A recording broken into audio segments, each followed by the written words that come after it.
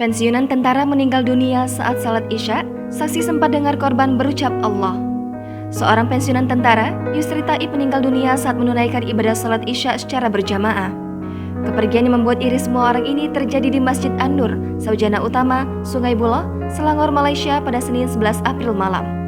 Menurut laporan Cosmo, Yusri merupakan mantan tentara Angkatan Udara Malaysia atau RMAF. Ia terjatuh saat melaksanakan sholat pada rakaat pertama sebelum dipastikan meninggal di masjid.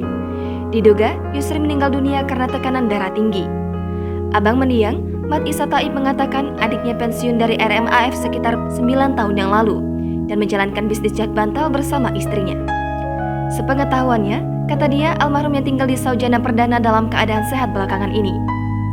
Jenazah almarhum dimandikan di Masjid An-Nur sekitar pukul 8.30 pagi dan dimakamkan di tempat pemakaman umum Islam Felda Bukit Cerakah pada pukul 11.00 waktu setempat. Kepergian Yusri saat sholat Isya di bulan Ramadan juga menarik perhatian Khatib Parol Muhammad Joy yang hadir di Masjid An-Nur saat kejadian. Dalam tulisannya di Facebook, dia mengatakan saat imam sedang membacakan surat di rakaat pertama, tiba-tiba mendengar seseorang jatuh di belakangnya. Sebelum terjatuh, Parol sempat mendengar suara orang itu dengan menyebut Allah.